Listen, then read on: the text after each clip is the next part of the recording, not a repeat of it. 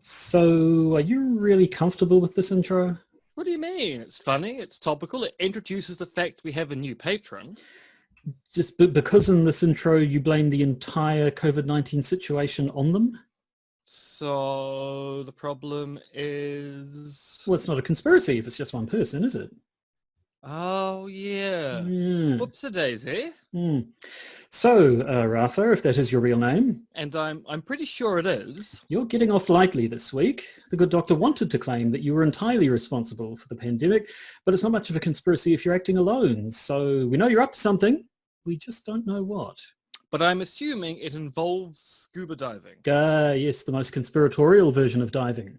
So conspiratorial. So whatever you're doing beneath the glaciers, Rafa, we will find out. And if you're conspiring with the cephalopods, well, they might reconsider their veganism. Squid rings get in my tummy. Indeed.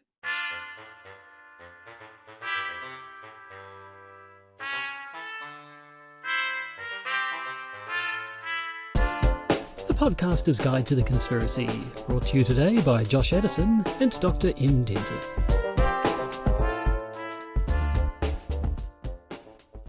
Hello and welcome to the Podcaster's Guide to the Conspiracy. I am Josh Addison. Sitting miles and miles away from me is Dr. M. Dentith as we responsibly socially distance ourselves in the second week of New Zealand's nationwide lockdown.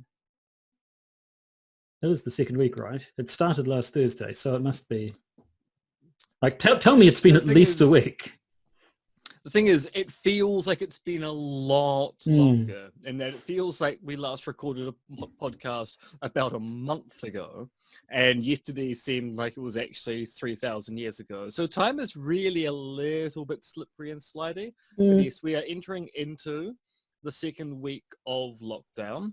We have not yet flattened the curve on COVID-19. So today we had more diagnosed cases than we've had for several days. So we're in a kind of peaking situation, but hopefully in a week's time, it will be in a kind of more trophy-like situation. It's supposed to take about 2 weeks for us to see a difference, because that means all the people who got infected before the lockdown began start to show, and then hopefully if people aren't continuing to get infected, we'll see it level off. But yeah, it'll be another week, I think, before we start seeing some numbers and know whether we going to have to extend the lockdown, or if maybe it can get relieved in a few places. Probably not Auckland though, given that we have the most people here. We're likely to have the most infectees.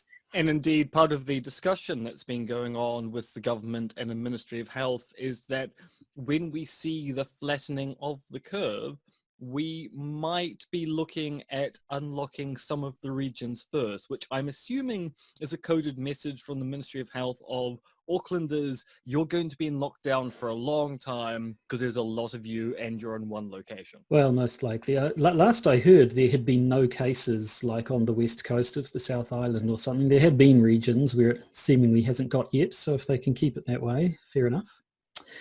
But anyway, enough COVID-19. You must all be sick of hearing about it by now. Instead, hello to our new patrons, I understand. Oh yes, we've got one named patron who's elected for the we'll make fun of them at the beginning of the podcast here, and one unnamed patron who we shall call the Mysterious H, because that is all the information you'll ever get about their name. And being patrons, of course, they get access to our Discord chat server thing, which I finally signed up to. Yes, you've actually joined the Discord and even interacted with some of our Discord patrons. How did you find it?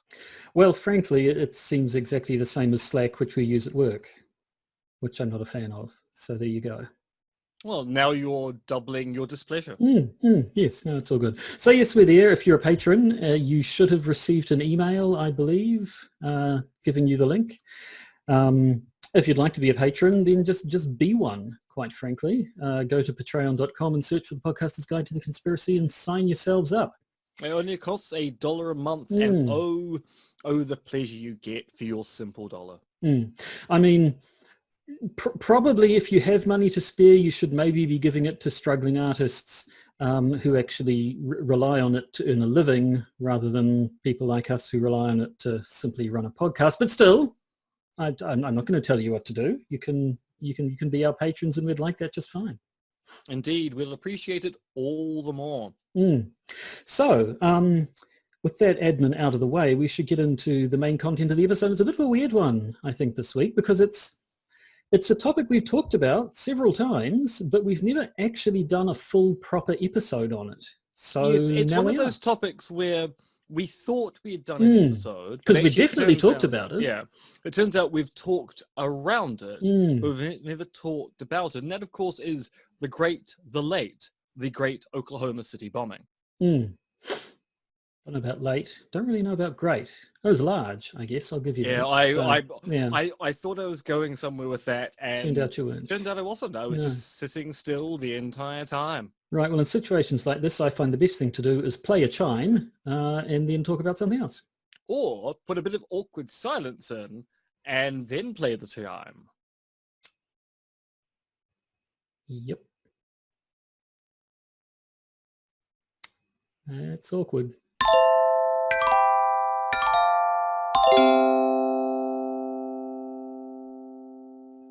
Yes, the Oklahoma City bombing. Oklahoma, where the wind comes rushing off the plains. Oklahoma, it's the place to be. Right. That's the sum total of my knowledge of that musical, and I don't really think we should go there, because what we're going to be talking about, of course, is the bombing of the Alfred P. Murrah Building, Alfred P. Murrah Federal Building in Oklahoma City on the 19th of April, 1995. Now, 1995, I was 19 years old. I don't remember. I was always aware that this thing had happened, but I don't remember much of it at the time. I don't know if that was just because I was a callous, ignorant teenager who wasn't paying attention to the news, or if it didn't make as big a ripple here in New Zealand as it otherwise might have. But nevertheless, before 9/11, I think I'm right in saying that the Oklahoma City bombing was the worst terrorist attack in America, wasn't it? Certainly in terms of loss of life. Yes, so the Oklahoma City bombing kind of was the big conspiracy theory before 2001's 9/11 attacks. What makes the Oklahoma City bombing particularly interesting from the perspective of those of us who do the philosophy of conspiracy theory is that, of course, it's the central example in Brian L. Keeley's of conspiracy theories that had, with retrospect, the misfortune of being published in 1999, 2 years before 2001. I actually meant to say 2 years before 9/11. Of course, 1999 is 2 years before 2001. It better be, or something's gone horribly wrong, yes. Well, that being said, I mean, with the whole quarantine lockdown thing and time not working properly, meaning, actually making the claim that an event occurred 2 years after the event occurred actually is a fairly novel and interesting statement to make, given that we last recorded this podcast what appears to be 36 years ago. So yeah, anyway. So Brian's paper of conspiracy theories uses the Oklahoma City bombing as kind of an exemplar case of a conspiracy theory about an event where you have an official theory and a rival conspiracy theory that uses particular types of evidence to advance the you should believe this theory instead. And of course, to a very large extent, the Oklahoma City bombing has become a kind of non-entity in the annals of conspiracy theory because of 9/11. But I think you're right with respect to those of us living in Aotearoa, New Zealand. I don't think the Oklahoma City bombing was a big story. The related event that was a big story was the siege at Waco, which of course, definitely remember that. 2 years to the day before the Oklahoma City bombing occurred. And that's going to be important because that story was big news overseas. Strangely enough, a federal building in the US being bombed by a domestic terrorist wasn't actually big news at the time. I mean, I'm sure it must have made the news here, but not... Yes, but it wasn't the kind of rolling news that you would kind of expect it to be if it occurred now. It just goes to show we live in different times. We certainly do. So, I mean, I guess start with the details of the bombing itself and then get into the conspiracy theories. So it was 9 o'clock in the morning, April 19, 1995, as you say, 2 years to the day after the the government's attack on David Koresh's compound at Waco, which resulted in a lot of deaths. And then where did Ruby Ridge come in between the two? Was it before or after Waco? That is a good question. But I do not recall. That was the other one. Anyway, those were the two instances of government forces taking fairly violently compounds owned by sort of your survivalisty, military, right-winger types. And of course, the federal institution which led the siege on Waco was the Bureau of Alcohol, Tobacco and Firearms, or the BATF. And it is kind of interesting that the US would have a Bureau of Alcohol, Tobacco and Firearms, because of course, in retrospect, they all do go together, but at the same time, It's kind of an axis of evil related thing. And the BATF is going to be a fairly major player in the conspiracy theories we'll be talking about later on in this episode. So at any rate, just after 9 o'clock, a truck bomb went off, a truck that had been full of basically drums of ammonium nitrate and other explosive compounds wired to fuses, exploded and destroyed the Alfred P. Murrah Federal Building. I don't know if you've seen the photos. It's a big building, and this bomb, like the front third of the building is just gone. It's just not there. The explosion was big enough that it damaged buildings for, I think, up to 16 blocks away or something. It was massive. Cars all around destroyed and so on. And the final death toll was around 168, possibly up to 170, and getting close to 700 people injured, including, unfortunately, a couple of dozen children who were in the daycare centre in the building. Now, shortly after that, a man called Timothy McVeigh was picked up on an unrelated matter. He was driving without license plates, I think. And when he was pulled over, the arresting officer, who was a CHIPS officer, a California Highway Patrol person, noticed that there was a bulge in Timothy McVeigh's pocket, which indicated the existence of a firearm. McVeigh then admitted to carrying a firearm and also admitted to having other firearms and related things in the boot of his car, which then led him to being arrested and brought in for questioning. Now, as you can imagine, an event of this magnitude, the authorities were on it straight away. And although initially they did blame ye bog standard Middle Eastern terrorists. Oh yes, yeah. Well, and this is a thing we've seen before in the immediate aftermath of an event like this. Sort of claims start going round, rumours turn into facts quite quickly when perhaps they shouldn't, and so on. Now, I'm assuming the blaming of Middle Eastern terrorists, of course, relates to the first attempted attack on the World Trade Center in New York. Probably. I don't know the specific details. I think at that stage, Middle Eastern terrorists were even then kind of the go-to. When did True guys. Lies come out? Oh, I don't know exactly, but yeah, do you reckon that was the one that cemented the meme of the Middle Eastern terrorist? Yeah, it also starred Eliza Dushku in a very early role. And apparently there's a lot of scuttlebutt about how she was treated on set at the time, which does cast the DOP in bad light. Yeah. Anyway, that aside, it took a while, but eventually they connected Timothy McVeigh and another man by the name of Terry Nichols. Now, the reason why they connected Terry Nichols is that when McVeigh was arrested, he said his place of residence was Terry Nichols' brother's house. And that turns out to be important because it's suspected that where Nichols and McVeigh made the bomb was his brother's house. So when they searched the location, that was what then linked Terry Nichols back to Timothy McVeigh. Interestingly, if you ever saw the Michael Moore documentary Bowling for Columbine, a long time ago, 1999, I think it was, he interviews Terry Nichols' brother, and the brother comes off as not entirely balanced. But anyway, so basically, Timothy McVeigh and Terry Nichols were found to have been behind this bombing. McVeigh and Nichols built the bomb themselves. McVeigh was the man who drove the truck, parked it outside the building, lit the fuse, and then legged it in his getaway car.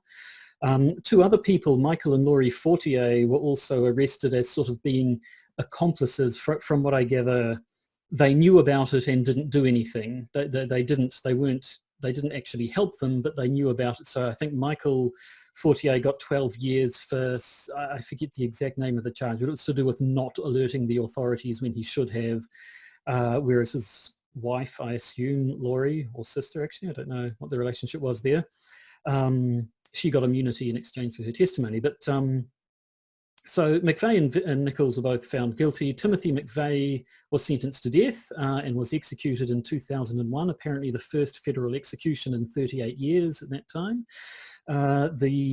In Terry Nichols' trial, the juries were apparently deadlocked when it came to the sentencing, and he ended up getting a life sentence and remains in maximum security prison today. So that's kind of the official narrative, I think. But in a turn that will become very familiar to anyone who's talked about the 9/11 conspiracy theories, or pretty much any other ones really, there are plenty of challenges to the official narrative. Yeah, so to go back to Brian L. Keeley's work, which of course was my introduction to the conspiracy theories around the Oklahoma City bombing, in Of Conspiracy Theories, Brian uses the official theory of the Oklahoma City bombing to point out that conspiracy theorists about it, the people who claim that there's more to the story, tend to cite a whole bunch of errant data with respect to the official theory, which they feel isn't adequately explained by the verdict, which is to say there is data which is either unaccounted for by the official theory or data which is contrary or contradictory to the official theory. And as Brian points out, there's a whole bunch of oddities about the story which you do need to provide some kind of explanation for.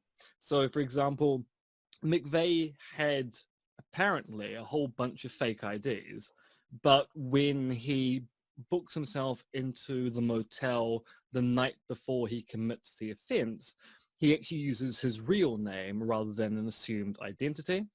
He flees the scene of the crime in a car that doesn't have license plates, which is the kind of thing which means you know if you pass a cop car, you're going to be stopped.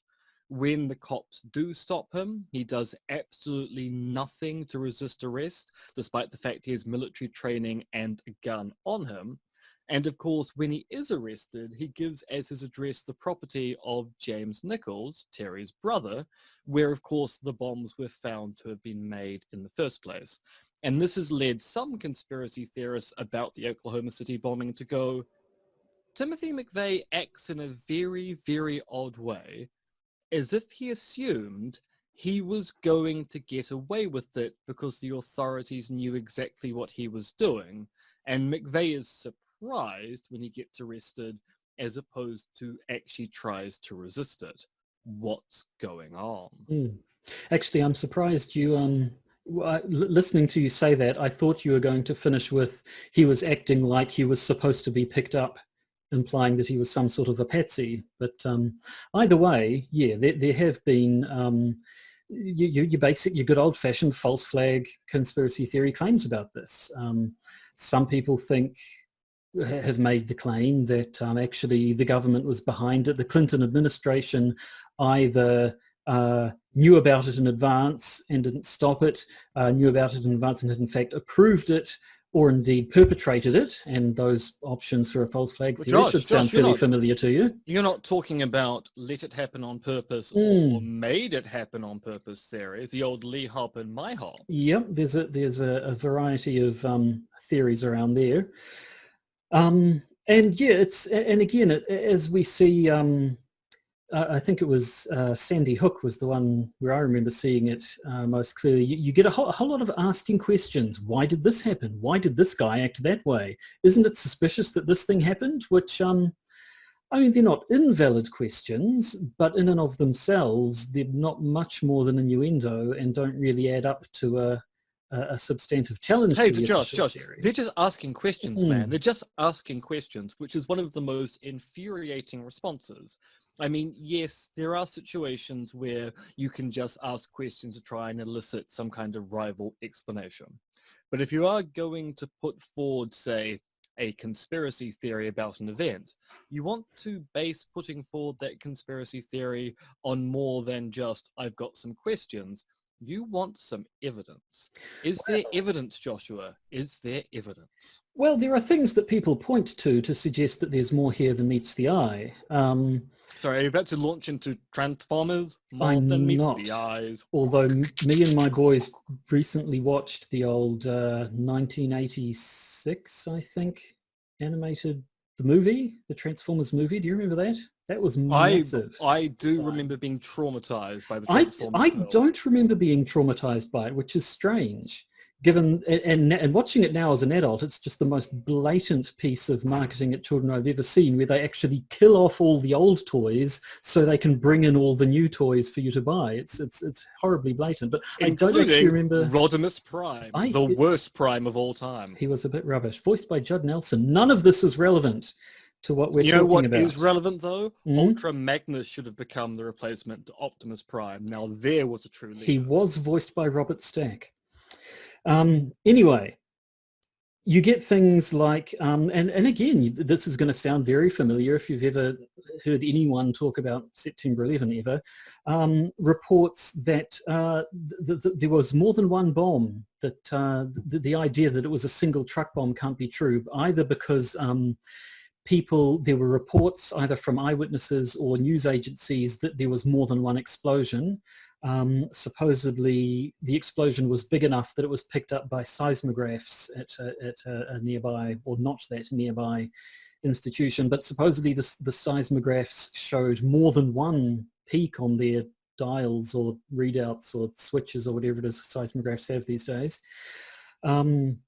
which have led people to say, look there, see, you say it was just one guy with one big bomb, but now we've got evidence there was more than one bomb, so something must be going on there. And I believe at least one reply to that is, it is, as we've seen with lots of other things, initial reports just get things wrong. There's a lot of uncertainty. There's, massive trauma, basically, emotional and otherwise.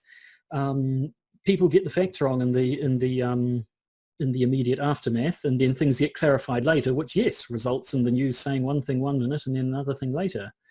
Another thing people have said is that where there are multiple seismograph readings, one of them is the bomb going off, and then the secondary one is actually just the collapse of the building, which also would have shaken the ground, though not to the extent of the initial explosion.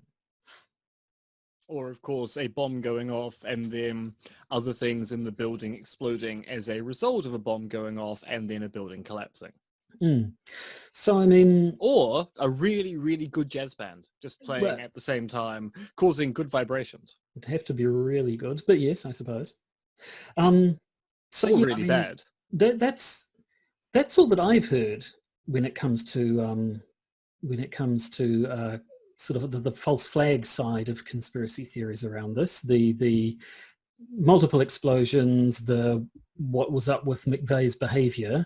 Are you aware of anything else? Well, so the big theory around the Oklahoma City bombing is, why was the Oklahoma City bombing performed? Now, the usual story is it was a reply to what happened at Waco. So McVeigh and Nichols in particular were incensed by what happened at the Branch Davidian compound and felt they needed to get some kind of revenge on the BATF for what they did, given the Alfred Murrah Building was a BATF building. And so they plotted an attack upon it. Now, one of the theories goes, the BATF became very much aware that the attack was going to occur. But the BATF was also very much aware that they had lost a lot of kudos after their handling of the siege at Waco, because basically it was thought by the American public that they went in too hot and too violently, and people died in a fire that never needed to happen. And so the BATF went, we need some good press. And what better than stopping a domestic terrorist in their tracks? So they basically set McVeigh and Nichols up in order to stop them from performing the attack. And due to some kind of administrative slip-up, the attack occurs before the BATF thinks it's going to, and thus they don't have people in place to stop it. Now, of course, the obvious problem with this particular hypothesis is that you think it would be fairly obvious that the attack is going to be on the anniversary of Waco. So you'd think they'd be particularly aware that that's the day it's going to occur. But this theory is meant to explain why McVeigh acts so oddly when he's apprehended by the authorities. Because if he thought the authorities were in on it with him, then he should be able to flee the scene of a crime in an unmarked car, carrying weaponry, and think he's going to be waved through. That would explain his very odd behavior at that particular point in time. And I mean, I suppose the counter to that, of course, is that killing hundreds of people and bombing a building isn't really what you'd call a rational act, and that we shouldn't expect logical, rational behavior, or what we would think of as logical, rational behavior, because of course, obviously, this was premeditated. It takes some amount of skill to make a bomb of that kind. It was planned and so on. So it wasn't, you know, it wasn't loopy craziness, but certainly not an act that a normal person would countenance. So why would we expect someone who'd done that to then switch into perfectly rational, sensible mode immediately afterwards? And of course, that kind of folk psychology is important for our analysis, because if we assume that criminals are masterminds thinking through everything they do, then you do have to confront the fact that why do we have prisons filled with so many failed criminals? Turns out that people often do perform actions without thinking through the consequences or thinking about how to best get away with them, and then get surprised by the fact they get found out. Yes, I mean, as I think we've seen in plenty of other cases, there are a bunch of weird things about this, which individually, or which together, you know, you can pile them all up and say, oh, look, this is a serious challenge, and yet individually each one of them isn't really that strong, and so it's not actually valid to you. What was it? It was the Rendlesham one I think we were talking about, where a person said a whole lot of bad evidence doesn't add up to one piece of good evidence. But there's more. There is more. I think is it time to talk about the third man? Orson Welles? No, John Doe number 2. You're a number 2. Yeah, poop. I'm not sure why number 2, actually. Surely he'd just be John Doe number 1. Oh, no, because after the it was Nichols John Doe number 1. Well, yeah, so after the event occurred and they had discarded the Middle Eastern terrorist thing, there were descriptions of 2 white men in their 20s at the scene of the crime, and they were labelled John Doe number 1 and John Doe number 2. I see. So McVeigh presumably then was John Doe number 1. But yes, so there were supposedly numerous reports that Timothy McVeigh had been seen with another man at the time planting the bombs, and this other man, if indeed they existed, has never been identified. There's the strange case of there's an extra leg. Obviously, as you can imagine, in a massive bombing like this, there were lots of body parts that needed to be identified, so that victims could be identified, and also so that their remains could be collected for burial. But apparently, there was one leg which they could not place to a victim, and so that has been jumped on as well. Maybe that was this extra person. We thought there's someone around who we don't know where they are. We've found a body parts that we can't account for, 2 and 2 together. Maybe this extra man stuck around too long, got left behind by McVeigh to cover his tracks for whatever reason, ended up getting killed in the explosion. So that's one. Now McVeigh, of course, it should be said, McVeigh said there was no third man, and indeed he actually sort of at one point, where was it? It was on the morning of his execution. He had written a letter, and at one point in his letter, he says, "For those die-hard conspiracy theorists who will refuse to believe this, I turn the tables and say, show me where I needed anyone else. Financing, logistics, specialized tech skills, brainpower, strategy. Show me where I needed a dark, mysterious Mr. X." So I mean, that was his claim was that, well, why there wasn't, it was me and Terry Nichols. We did it. We were able to do it. We didn't need another person. Why would there have been another person there? I mean, of course, you could write that off as him trying to protect his compatriot who managed to get away scot-free. Or you can write it off as someone who's going, except that I did it.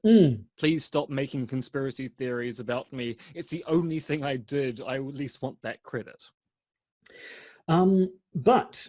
But also, there's another interesting sort of related case with a related conspiracy theory, which I talked about all the way back in episode 21, October 2014. That was 5 years ago. That was Even very more. nearly. That Yeah. was 4.5 years ago, 5.5 years ago, yes. Which is the case of Kenneth Michael Trentadue. Trentadue, I don't know, he was American. I've only ever seen the name written down, so I'm not quite sure how it's pronounced. But And I think we had this conversation. we had this conversation 5.5 last years time, I ago. think, as well, yeah. So it's an interesting case. Kenneth Michael Trentadue was picked up sometime after the Oklahoma City bombing. What we know for sure is that he was found dead in a prison cell, supposedly having hung himself with his bed sheets.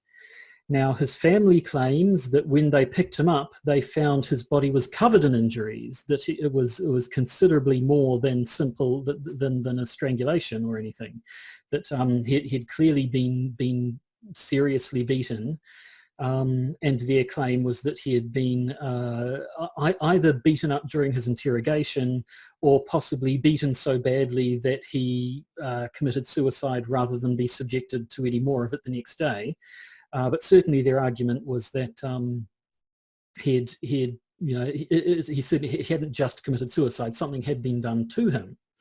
Now that was a bit odd. The authorities obviously claimed nothing of the sort had happened, although they had done weird things like, as I recall, trying to get their permission to cremate his body immediately before anyone had picked it up, stuff like that. And people said, yeah, and people were a little bit unsure exactly why he'd been picked up in the first place. He was a bit of a rough-looking guy. He was big, he had long hair, he had a big tattoo on his arm. And some people have taken his description and said, that's interesting because there's this other guy called Richard Lee Guthrie Jr., who was known to Nichols and McVeigh, who was also a big man with long hair who had a distinctive tattoo on one arm.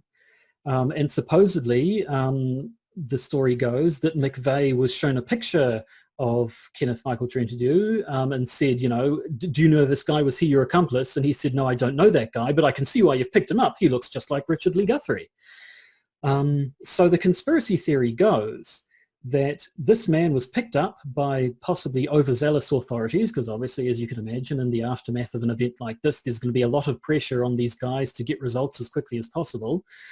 He'd been picked up in an attempt to get him to confess or to give up information. He had been brutalized, basically, and then either they staged a suicide to cover it up, or he actually committed suicide and they used that to cover up his treatment, all to hide the fact that they'd actually got the wrong man and had obviously broken the law by brutalizing him in the first place, and needed to cover the whole thing up, which I've always found that actually to be quite an interesting conspiracy theory, because it is the whole sort of, it has elements of cock-up and conspiracy. It's a conspiracy to cover up a cock-up, if the conspiracy theory, of course, is true.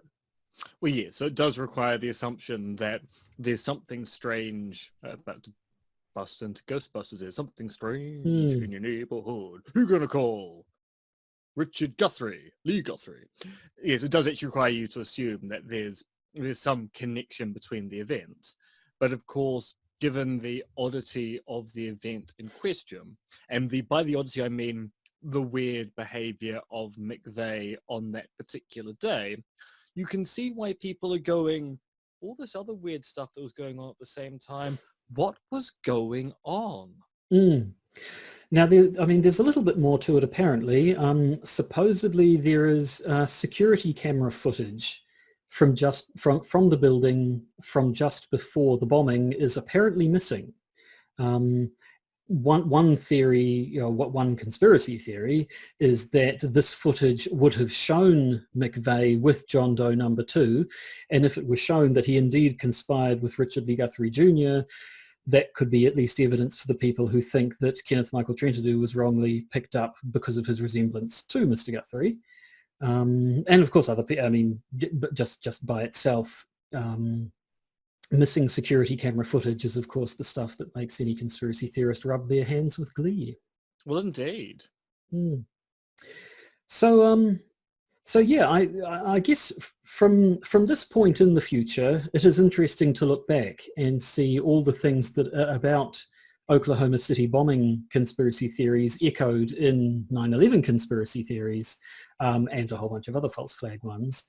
And so yeah, it is interesting to think that had 9/11 not happened, this could still be the example that we would be talking about today.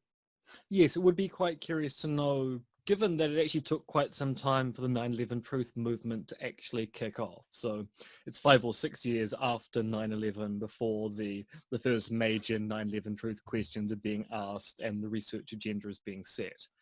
Now, given the short gap basically between the Oklahoma City bombing and the events of 9/11, it's possible to imagine that if 9/11 hadn't occurred, this would be the Oklahoma City bombing truther hypothesis that we'd be looking at. But of course, 9/11, as you say, kind of swamps everything. And so the Oklahoma City bombing becomes an oddity of history, and it's kind of unfortunate it became an oddity of history because the Oklahoma City bombing is a case of a major domestic terrorist incident. And maybe if the US had focused on domestic terrorism as opposed to international terrorism after 9/11, it wouldn't be in quite the disastrous state it is in now. Possibly. And I suppose another factor, possibly another factor, is the whole internet angle. 1995, the internet was around. When did I got my first internet address in university? I don't think I would have been on the internet in 1995. I might have fiddled with it, but I remember using a modem with Windows 95 fairly soon after Windows 95's release.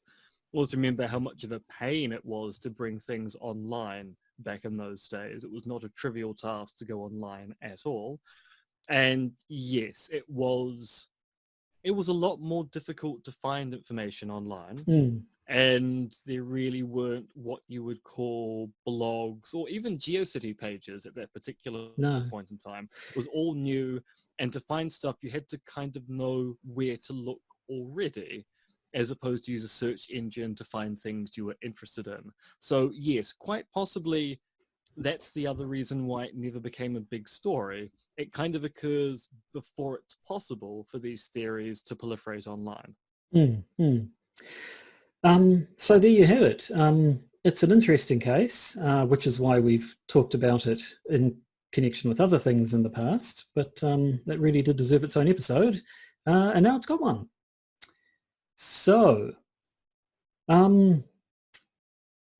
I guess we're done for this week. We, of course, have a Patreon episode to get on with for all you patrons who are welcome to jump on the odd Discord. I might even be there. I might be able to rein in my curmudgeonly disgust with you children and your Discords, and you're probably streaming on Twitch as well, aren't you? And TikTok with the dance videos and what? I'm sorry, listeners. Josh is now doing his rail at clouds routine. Yeah, I'm 44 years old. I'm allowed to not be down with the kids anymore. That's okay. But anyway, as well as access to our Discord, it's not a server, is it? Our Discord chat. No, it is a server. Oh, it's a dedicated server. Okay, well there we go. Yeah. A Discord server. Patrons get to hear this week's Patreon episode, where we have a follow-up to the whole Hobby Lobby antiquities, bits of papyrus, Iraqi artifacts thing. I think we should change the name of our podcast to Podcaster's Guide to the Art World. No, I think that would be well. We've had 2 Or bonus episodes out of the it. I don't know what podcaster's else. guide to forgery in the art world. Yes, there might be something to it. But we have a bit of COVID-19 news because, of course, we do. In fact, it's all COVID-19 news, isn't it? Except for the Hobby Lobby stuff. So there we go. Yeah. These are the times we live in. We'll be talking about the Pizzagate guy. We'll be talking about what the Prime Minister of Hungary is up to. We'll be talking about a train accident in LA. And we'll be talking about what's happening in Turkmenistan. So it's quite an interesting and eclectic mix of COVID-19 news. But it largely is all COVID all the time, except for Hobby Lobby, which is good because it gives us an excuse to say Hobby Lobby a lot. Hobby Lobby. So I think we're at the end of an episode. So thank you, listeners, patron and otherwise. We know times are a little bit weird and uncertain and so on. So it would be nice to think that we're helping you occupy your time in captivity, assuming you are actually in a location where you're required to self-isolate. I know there are still plenty of places where that's still a little bit optional. At least like some parts of Brazil. Well, doesn't the president there still think it's all nonsense or something? Yes, and most of the local governors and mayors disagree, apart from 1 or 2 sympathizers who have opened up their particular cities to allow COVID-19 to spread to its heart's content. Hooray. Well, anyway. No, not at all. Oh, okay, sorry. Yeah. So until next week, when hopefully things will remain as they are, we will still be in lockdown, but maybe a little more optimistic about where things are heading. We'll just have to see. Or at least optimistic with our country. With our country, yes.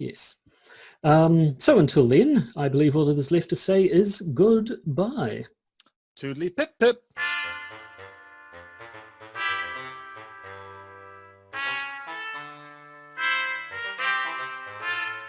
You've been listening to the Podcaster's Guide to the Conspiracy, starring Josh Addison and Dr. M.R.X. Denton, which is written, researched, recorded and produced by Josh and M. You can support the podcast by becoming a patron via its Podbean or Patreon campaigns. And if you need to get in contact with either Josh or M, you can email them at podcastconspiracy@gmail.com or check their Twitter accounts, Monkey Fluids and Conspiracism.